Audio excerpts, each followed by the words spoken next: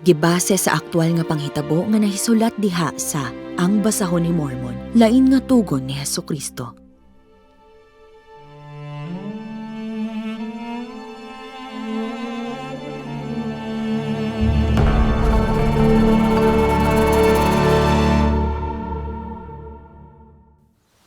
Leman, Lemuel, gusto kong makigsulti sa inyong mga anak.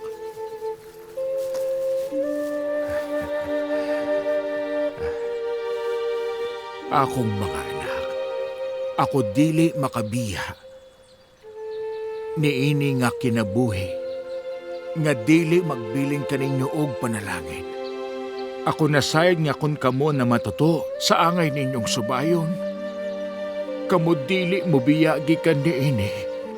Busa tungod sa akong panalangin, ang Ginoong Dios dili makatugot nga kamo malaglag. Busa, siya magmaluloyon kaninyo ug sa inyong mga binhi sa kahangturan. Kamo dili sa hingpit malaglag. Apan sa katapusan, ang inyong mga binhi panalanginan.